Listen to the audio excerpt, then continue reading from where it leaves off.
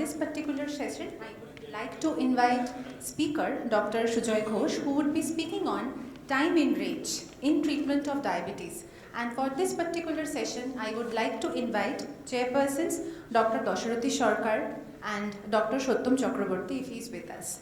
Dr. Dasharathy Sarkar is a physician and who is associated with us since long time. And do we have, sir, Dr. Shottam? Okay, so Dr. Shottam Chakraborty is yet to come. We will start the session. I would request. Very interesting session now. Pre-dance session though. We know the blood sugar level should be controlled, and fasting, PP, or and HbA1c is the gold standard. They are very much related to the prevent the diabetic complication. Now the new metrics has come, time in range. Blood sugar should be kept in 70 to 180 milligram, at least 17 hours a day. It is very interesting and it is very much acceptable, and we should accept it very interestingly. Okay, over to Sujay, please. Thank you, sir. This session probably is standing between you and your lunch. So when we talk about time in range, we are probably treading onto areas of hypoglycemia. Now when we talk about time in range, it is probably something that we are repackaging. It's an old concept in a new bottle. In the sense, because in last say 5-10 years, we've had several talks on glycemic variability. Now this is just another parameter of glycemic variability, which I'm going to present in front of you. That's the outline of my talk, and I'll try to be as brief as possible. So why do we need time in range? So essentially we are talking about limitations of HbA1c, because HbA1c does not tell you about the variability in terms of what proportion of the time an individual is in a hyperglycemic state, in a hypoglycemic state, what's the variability, what's the glucose trend over a period of time, and probably this gives you some additional idea, I would not say necessarily extra idea, about the glycemic control beyond HbA1c. And there might be some utility in individualizing treatment management. So when we are talking about the need for a tool to measure such variability, why do we need it? First of all, there will be variability within a day, between days, and we know A1C has certain limitations in certain circumstances, including hemoglobinopathies. Some of the management that we are doing in terms of particularly adjustment of therapy in individuals, particularly on insulin, that we might be able to pick up better. A1C does not tell us anything about hypoglycemia, and there might be slow glycators, fast glycators, and variability of ethnicity in terms of your glycation. And we are all talking about personalized medicine, though I'm not very sure how close to it we are at present. So I've already told you what is glycemic variability in very simple terms. The variation that happens within days and the variation that happens within a day. There are basic science studies to look at markers of oxidative stress, particularly nitrotyrosine, to suggest that if you have wide fluxes of blood glucose levels either through the day or between days or weeks, you're more likely to have oxidative stress, and that might be linked to additional risk of complication of diabetes beyond what can be explained by HbA1c. So beyond A1c, you can have various parameters that you're trying to use, whether it's glycemic variability, because you will remember previously we used to talk about standard deviation, MAGE, and stuff like that. And now we are talking about time in range. And now you have an international consensus document on time in range, which was published about 4 years ago. I think that was done too prematurely without any very strong evidence. And probably the strongest evidence is from pharma, particularly the insulin companies. Now you look at a basal insulin. You look at NPH, you've compared it with glargine 100, and you've said that glargine 100 is better than NPH. Now you're then pushing it to say glargine 300 or degludec is better than glargine, and it's very, very marginal if at all there is any difference. Then you change the criteria of hypoglycemia. You say there's level 1 hypoglycemia, level 2 hypoglycemia. You say your fasting treatment targets is X or Y. You're making it more stringent to show an artificial difference between two insulin, otherwise the modern insulins won't sell. So therefore you need something in your hands to say that one is better than the other. So let us try and talk about time in range. So when we are talking about a CGM, a continuous glucose monitoring, which again is probably going to go out of the window with AGP becoming more popular and more common than CGM. So here you have a few matrices. So if you look at the green bit, the two bits, the shades of red, which is below the glucose cutoffs, and the yellowish and the greenish and the orangish above. So let us assume that you want your blood glucose to be between 70 to 180. So that's the blood glucose range that you want all your readings to be in. And you are trying to say out of the 24 hours, what proportion of the time is that individual spending in that 70 to 180. That is your time in range. Anything below than that is time below range, and anything above that is time above range. Now you would obviously want to minimize the time below range, particularly the grade 2 hypoglycemia, the severe hypoglycemias, and you would also want to minimize the time above range. So that's basically the concept. And whenever we are talking about variability of blood glucose readings, essentially we are bothered about two things. Number one, how wide are the fluxes? That means you want to know the amplitude of change, whether above or below. And the second thing is, we know the determinant of any complication is the composite of how much the glucose is higher or below than what your target range is. So therefore, what we usually do not capture from the other matrices is, for example, if you're doing an SMBG, you're looking at points, but it's like taking a still photograph. Whereas if you're looking at a video, you get an idea of the length as well. So that kind of a parameter or concept would be time in range. So you are worried about amplitude and duration of that variability. So when we talk about glycemic variability, of course, we are talking about this, that someone with an A1C can have a blood glucose reading like this within a day, or it can be like this, whereas the average glucose reading might be the same. This is within a day variability. This could be day-to-day variability. One day it's relatively better, the other day it might not be great. And we are using amplitude as one of the concepts of glycemic variability, and also trying to take into consideration the time that is happening.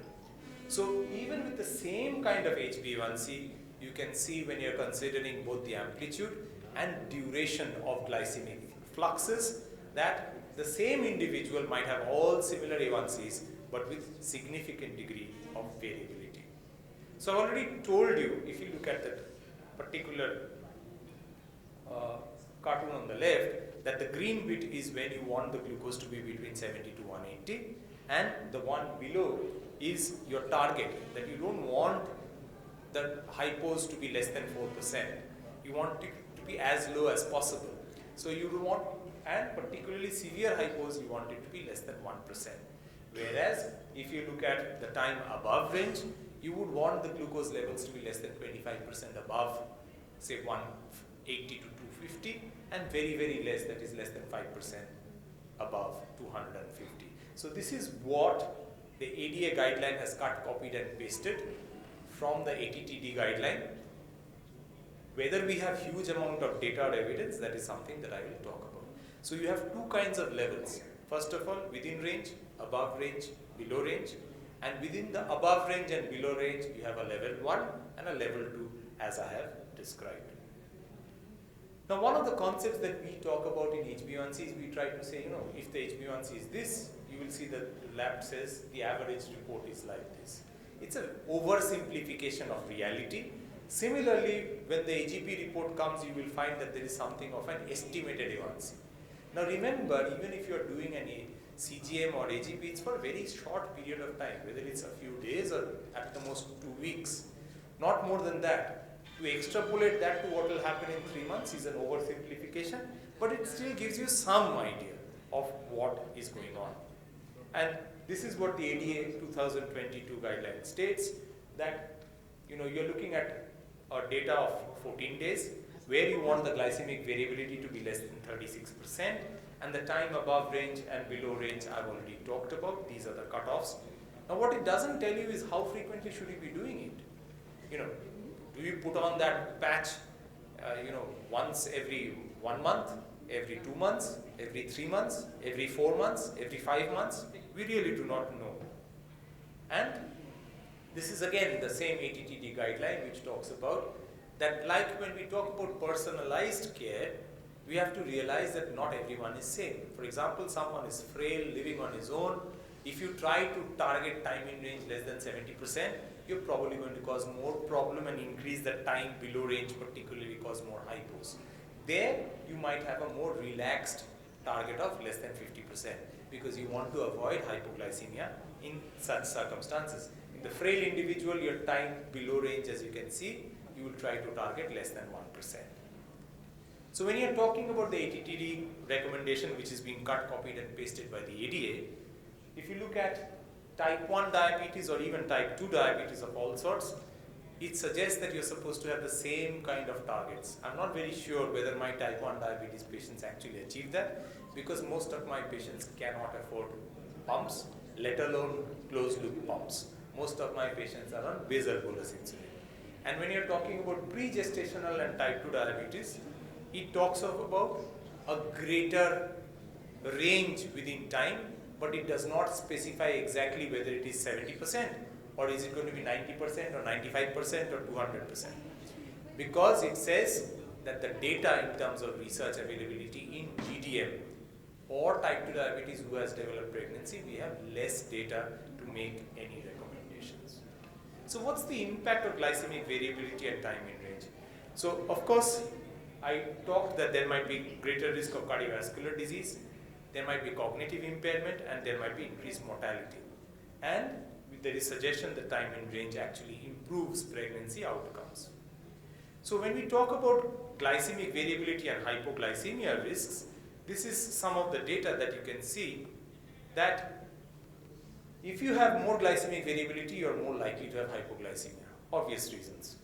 And the glycemic variability and the risk of hypoglycemia, particularly the risk of nocturnal and severe hypoglycemia, increases. This is from the SWITCH trial. And if you look at even the DEVOTE data, the ones who had worse MACE and worse mortality had more glycemic variability. Now, is this an association or is this a causation? We really don't know.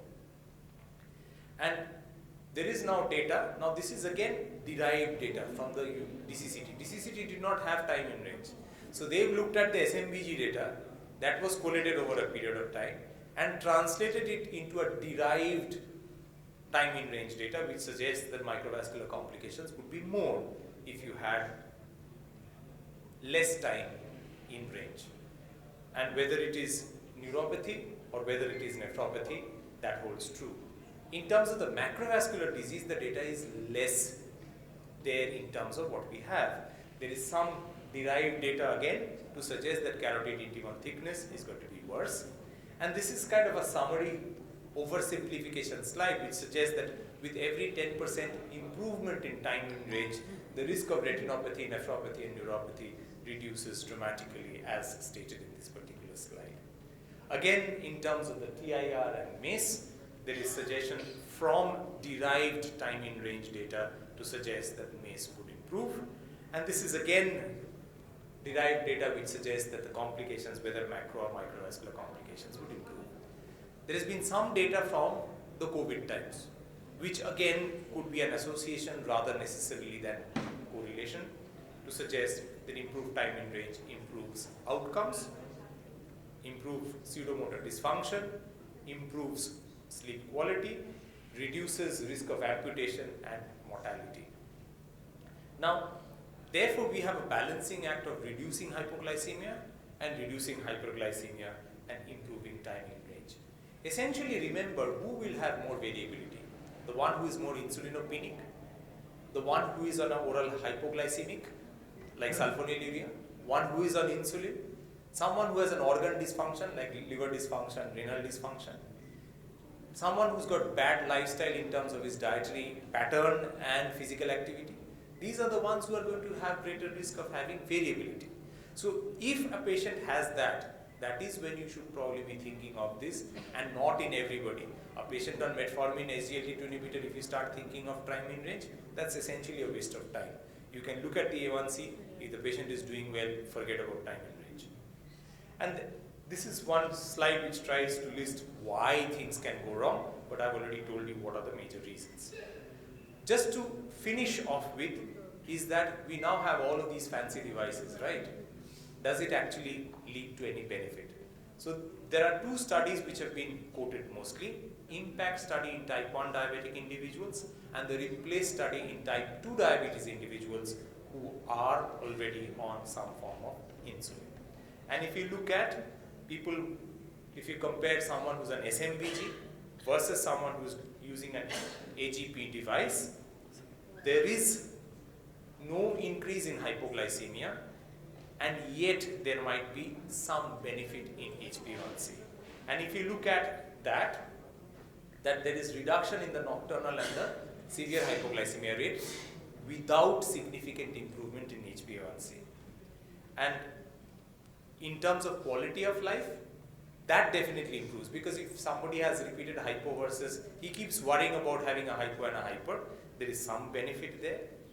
And if you look at the meta-analysis of all of the studies that have been published, there seems to be a 0.55% improvement. But remember, this is not applicable for everybody. I've told you the group of people who will probably benefit if you're actually monitoring their time in range. So this is again the quality of life data that we have. Now, yesterday evening you had the new ADA-ESD joint statement, which does talk about using technology and the place of technology. Particularly, what they have suggested is someone who is not listening to you in terms of the lifestyle. Put on a patch and then tell him, look at your glycemic variability of what you are doing. Be a better patient of type 2 diabetes. So it can be used for education, which will help that individual to adhere better to his lifestyle as well as to his medication. So that probably to me is a bigger use of these devices in our barn door cases of type 2 diabetes on oral agents or lifestyle. But when it comes to other bits, I've already told you, type 1 diabetes, yes, useful. Type 2 diabetes on insulin, particularly when you're adjusting doses or medication, definitely useful. Individuals significantly insulinopenic, individuals having significant organ dysfunction, individuals with significant variability of lifestyle, they might benefit there as well. So to summarize, glycemic variability is being repackaged as time in range concept, what you've heard over the years. It is important that you probably adhere to as much as tight glycemic control. This is just a measure to suggest that 70% of the time in the day, if you are in that 70 to 180, you'll probably do better. The newer guidelines will keep on talking about time in range, but do read the original papers before you jump in, because the guidelines are written by people who are influenced heavily by pharma as well.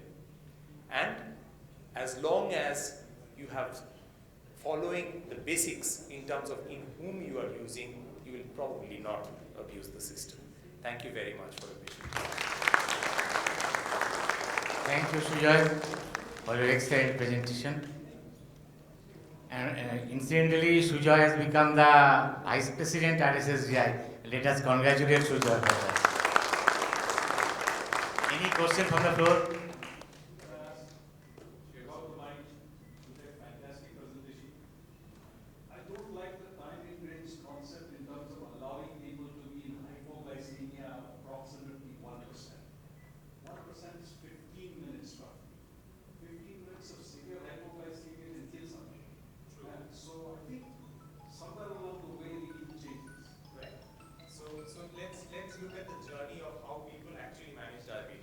So we are, like I stated, we are probably more concerned about people with type 1 diabetes, type 2 diabetes on insulin, or type 2 diabetes with organ dysfunction. Now the goal is not 1%, it's less than 1%. Now if we are not doing very well in terms of management of diabetes. So let us look at this as an intermediate stop rather than the final destination. So at least let us ensure that people don't have more hypoglycemia than that. You and I probably don't even monitor type 1 diabetic individuals for hypoglycemia. most of the time they have hypoglycemia which goes undetected, particularly type 1 diabetes, and maybe some of our type 2 diabetes. But I agree, you would want it to be 0, I would want it to be 0, but we are not there yet. Yes, sir. Should time in range be different for people with the organ dysfunction? Just like your Right. frail diabetes. Right. So when we talk about frail individuals, I think the word is not necessarily figuratively used in people who are ill, unwell. So we will obviously have to individualize our targets, whether it's time in range, whether it's A1C, whatever we talk about. Individuals who are more likely to have problems, we would probably allow more time above range for them, and we will try to minimize the time below range in them at the cost of compromising the time in range. So that is what we would be probably doing. And remember, if we are not using insulin, if the patient does not need insulin, or if the patient does not need a sulfonylurea, then they are less likely to have those problems. And like Sir was talking about, targets of HbA1c, why not less than 5.7? I think in future things are going to change even more with drugs like tirzepatide and things like coming. And the reason why after Accord we all started saying, 6.5 is the target, it's like saying in this hall there are maybe 80% don't have diabetes and their A1Cs is less than 5.7. So should they be pushing their A1Cs up to 6.5 to live? Obviously no. So we will try to achieve the lowest target in the safest possible manner. So that's the balance. Yes, sir. What are your views in newly diagnosed diabetic patient who are not having lot of comorbidities, using a gliptin with the SGLT2 inhibitor, combined tablet, and another tablet of metformin and pioglitazone. All these 4 drugs together. So Right. patient will remain most of the time in range, as well as sir have pointed out, HbA1c below 6, not having hypoglycemia or hyperglycemia, with all cardiorenal benefits. Right. So if I actually have to try and practically translate that into clinical practice, the concept of multiple drug therapy to start off management in type 2 diabetes is now established. We have been doing it in India. The Westerners never believed it. It is only after verifying trial that the Westerners have started thinking that vildagliptin, metformin, or whatever combination we are talking about is good. Now, after yesterday's ADA ESD's position statement, everybody is now talking about to start SGLT2 as soon as possible. But in that same document that got published yesterday, they have said please start multiple drug therapy. And they have given example of Verify, but they have said that this can be with other drugs as well. So in your clinical setup, you have to decide the risk strata of the patient. The younger the patient, the more aggressive we should be. So if you have someone who is really young, I don't see why you should not try to achieve a target of less than 6%. And in trying to do so, if you have to start a combination of A plus B or B plus C, whichever does not cause hypoglycemia, and give organ protection, I am all for it. Though the guidelines might not support it, but it does seem logical, because most of the time the patient will not come back to the standard follow-up. He's going to stay away from you for the next 3 years. So the more number of drugs that you have on board to start with is more likely to have continued control rather than failure to decide to up-titrate control. Regarding one question regarding metformin, ADA has omitted metformin, but metformin is... It has actually not omitted, it's the way you actually look at it. It states that you can think of metformin when you are wanting to achieve glycemic targets. But what it has suggested is, as a first line, previously what we had, lifestyle modification, metformin, and then this division. So they've taken out metformin from there, but they have not said that don't use metformin. And this is entirely on the basis of one meta-analysis. I could have shown that slide, which Dr. Singh did not show. They've looked at all of these cardiovascular outcome trials. And what would happen to the MACE if the metformin is there versus the metformin not there? It's just that one meta-analysis that they have utilized. And obviously pharma will want you to use as much of the newer metformin drugs. is having so many benefits. So On no one neurodegenerative is stopping disease, you from using it. dementia, on cognitive function, and also renal benefit. People have forgotten about the lunch. They want the lunch lifestyle. Before lunchtime,